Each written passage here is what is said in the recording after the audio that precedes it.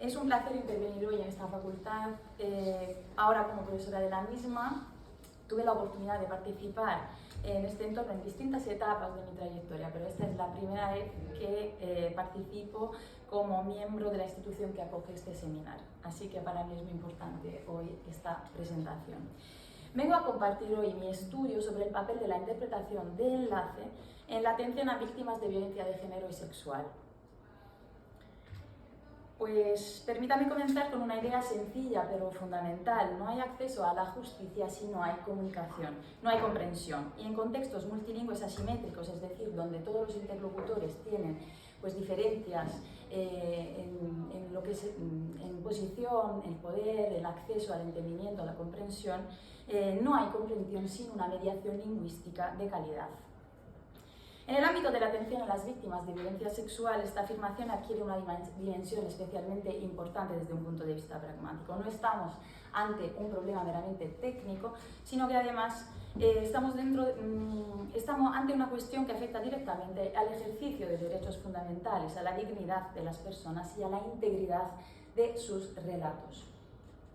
Mi intervención se centra, por lo tanto, en el papel de la interpretación de enlace en estos ámbitos, un contexto en el que la interpretación de enlace, en este caso, supera la idea de que la interpretación es un simple mecanismo de transferencia lingüística, una concepción ampliamente superada en el siglo XX, por ejemplo, con los estudios de Claudia Angelelli o Cecilia Badensú, sino como un elemento clave para garantizar el acceso efectivo a la justicia, a los procesos de reparación en situaciones marcadas por una fuerte asimetría lingüística, institucional y emocional. Si partimos desde este punto inicial, conviene recordar algo que en teoría ya está asumido. El acceso a la interpretación tanto lingüística como a la interpretación a lengua de signos no es un servicio accesorio, sino que es una garantía básica. Es lo que permite acceder a cualquier persona a las instituciones, a ejercer sus derechos. La interpretación no es solo una herramienta de comunicación, pues eso, sino que es el acceso real a la información, a la protección institucional.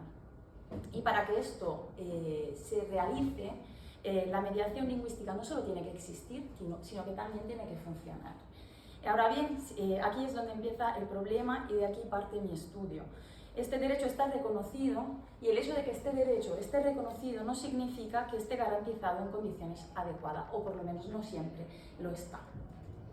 Si aceptamos que la interpretación, por lo tanto, es una condición necesaria para el ejercicio de derechos, tenemos que asumir también algo incómodo.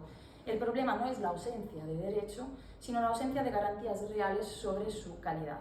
El derecho a la interpretación existe, está reconocido tanto a nivel europeo como a nivel nacional, pero los mecanismos para asegurar su calidad no siempre están reconocidos y en la práctica son claramente insuficientes en algunos ámbitos. Esto genera una brecha que para mí es central, la brecha entre la norma y lo que realmente proporcionamos a personas en estado de vulnerabilidad. En contextos como la atención a víctimas de violencias sexuales, esta brecha no es menor y tiene consecuencias directas que afectan a las personas. ¿Por qué? Sobre todo a cómo se comprende o no se comprende su relato.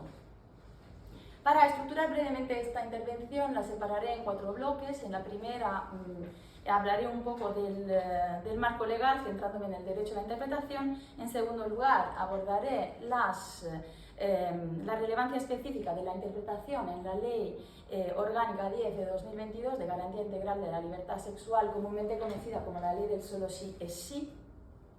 En tercer lugar, me detendré en un aspecto que considero clave, la necesidad de ir más allá del ámbito estrictamente procesal o penal, entendiendo que la interpretación tiene que existir dentro de un modelo de atención integral a las víctimas. Y por último, presentaré brevemente cuál es la realidad de la interpretación de enlace en los servicios públicos de España, sobre todo una propuesta de estudio y una creación de red de intérpretes especializados. Vamos a empezar por la base de este estudio. El punto de partida es claro. La Declaración Universal de los Derechos Humanos de la Asamblea General de Naciones Unidas de 1948 habla claro en su artículo número 2. Es importante subrayarlo porque establece que toda persona tiene los mismos derechos y libertades sin discriminación y que el idioma no tiene que ser en ningún caso, al igual que la raza, al igual que la religión, al igual que el origen, un motivo de exclusión y por lo tanto de exclusión al acceso a estos derechos fundamentales. A partir de este principio general vamos a ver cómo se concreta jurídicamente el derecho a la interpretación. Aquí creo que no me entra el cuadro entero. Sí. Bueno, sí entra. Es que los cuadros siempre las tablas tienen el problema no soy muy hábil, como podéis ver con las tablas, pero bueno. A partir de 2000, en principio tenemos una fecha que lo cambia todo, que es el 2007. En 2007 la normativa española reconoce la lengua de signos y la accesibilidad a la interpretación también con el reconocimiento de la lengua de signos castellana y catalana y promueve también la presencia de intérpretes. Antes de 2007 tenemos el Convenio Europeo de Derechos Humanos en el que en su artículo 6 se incorpora el derecho al intérprete gratuito si el acusado no comprende la lengua del tribunal. La Constitución Española de 1978 también en sus artículos 14 y 24 prevé el derecho a tutela judicial efectiva, a un proceso justo y también promueve el principio de igualdad, blinda el principio de igualdad y no discriminación. En 1882 la Ley de Enjuiciamiento Criminal también habla de la posibilidad de usar intérpretes en declaraciones y juicios. Pero todo, digamos, a partir de aquí resulta pertinente ver cómo en las décadas posteriores este reconocimiento implícito que se hace al derecho a la interpretación sí se hace patente ya en la normativa, tanto europea como nacional. Y aquí vemos cómo en la ley 27 de 2007, en los artículos 2 y 7, se reconoce la lengua de signos castellana y catalana en primer lugar y se promueve la presencia de intérprete para garantizar la accesibilidad. En la Unión Europea, con la Directiva 64 de 2010, establece que los Estados miembros tienen que garantizar el derecho a la interpretación y la traducción en juicios también y, fundamental, en su artículo 5, aconseja que los Estados, que además esta interpretación tiene que proporcionarse de una forma, tiene que tener garantía de calidad. El servicio prestado tiene que tener unas garantías mínimas. A partir de ahí tenemos el Convenio de Estambul, que es el primer tratado internacional más avanzado para prevenir la violencia de género y sexual, y hace hincapié en la presencia de intérpretes competentes, lo que resulta especialmente relevante para contextos de violencia sexual. Y en el caso español tenemos en 2015 la transposición de la Directiva Europea. La Directiva Europea, como hemos dicho, prevé el derecho a interpretación, a traducción y la garantía de calidad de estos servicios. ¿Qué pasa? La transposición que hace España en la Ley Orgánica 5 de 2015 de la Ley de Enjuiciamiento Criminal dedica los artículos del 123 al 126 al derecho a la interpretación y traducción en procesos de calidad, pero no habla en proceso penal, pero no menciona la calidad de esta interpretación, o por lo menos no los criterios que debería tener la interpretación en un proceso penal.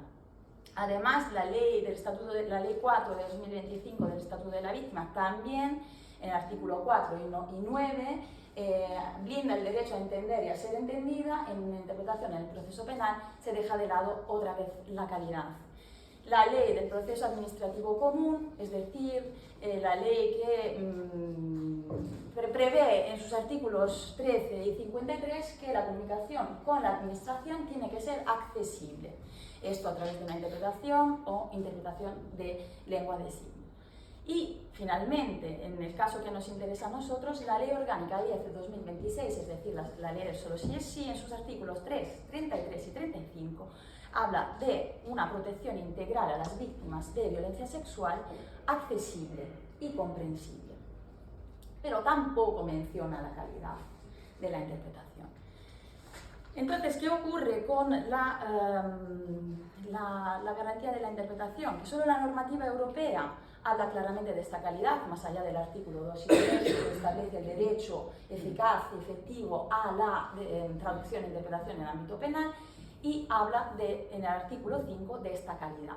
La normativa española se queda en el derecho, pero no desarrolla los criterios de calidad aplicables a esta forma de permitir el acceso a través de la interpretación.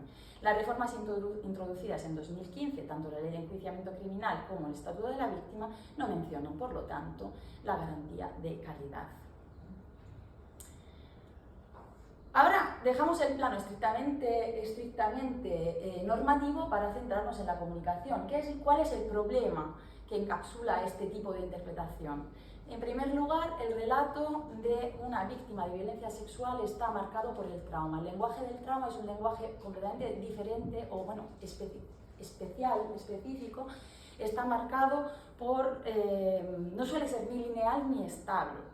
Puede aparecer fragmentado, con silencios, vacilaciones, dificultades de verbalización. En segundo lugar, tenemos las diferencias lingüísticas y culturales. Hablamos de personas a las que se las ha agredido sexualmente y no se trata únicamente de traducir palabras, hay todo un entramado cultural detrás de esta experiencia que es muy difícil de mediar a otro idioma, a otro contexto.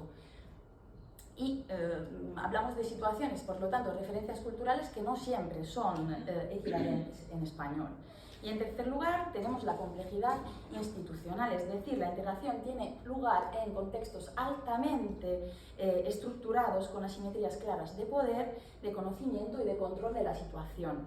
En este escenario, la interpretación adquiere una función que va mucho más allá de la transferencia lingüística, porque a raíz de la Ley de Garantía Integral de la Libertad Sexual, sin el consentimiento, tal como plantea la ley, el consentimiento determina gran parte, se determina a partir del relato de la víctima, perdón. Entonces, si el relato de la víctima está mediado lingüísticamente, la interpretación forma parte del propio proceso probatorio. Esto tiene implicaciones profundas, tanto desde el punto de vista jurídico como desde el punto de vista comunicativo. La Ley Orgánica de Garantía Integral de la Libertad Sexual no solo reconoce, amplía, digamos, lo que significa violencia sexual a otros ámbitos que preveía la normativa anterior, sino que también reconoce derechos como por ejemplo el derecho a la información comprensible, el derecho a la accesibilidad, el derecho a la participación en el proceso y el derecho a la no revictimización. Todos estos derechos dependen directamente de la calidad de la interpretación.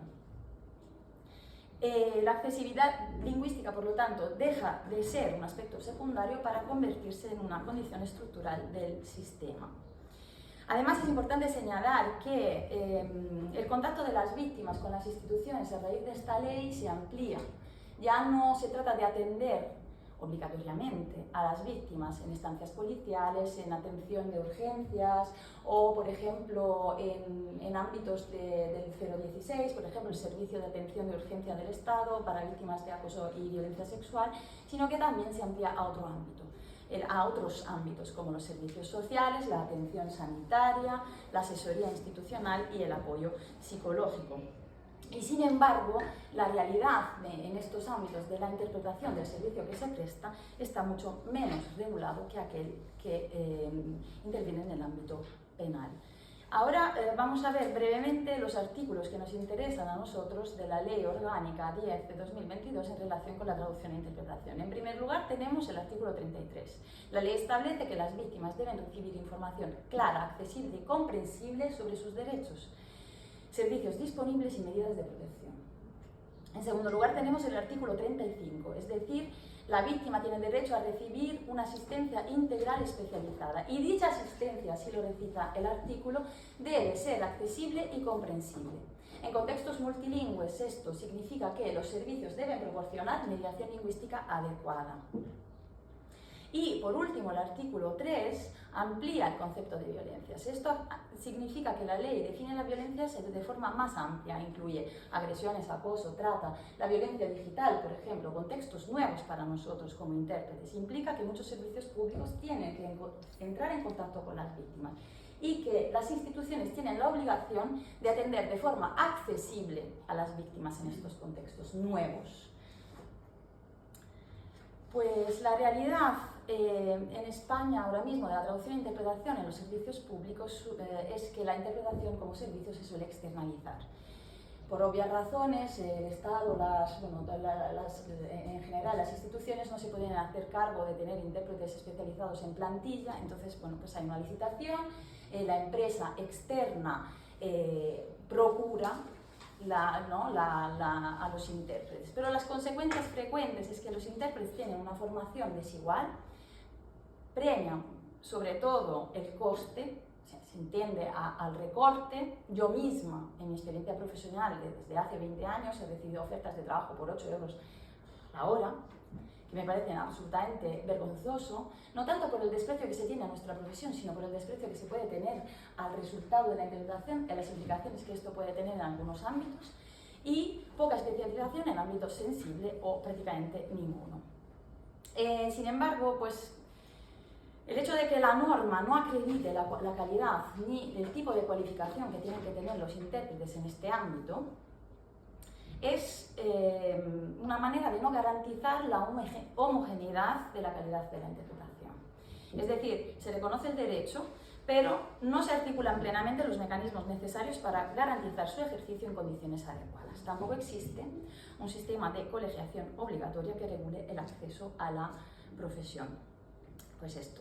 Muchas veces se recurre a personas bilingües sin formación en interpretación, a intérpretes sin preparación previa ni en violencias sexuales ni en lenguaje del trauma, o se recurre, el juez puede decidir, por ejemplo, sobre la marcha, recurrir por falta de intérpretes disponibles o porque lo requiera el tiempo o los recortes, utilizar a personas de la familia o a personas que hablen el idioma. Esto provoca malentendidos, provoca pérdida de matices, provoca riesgo de revictimización.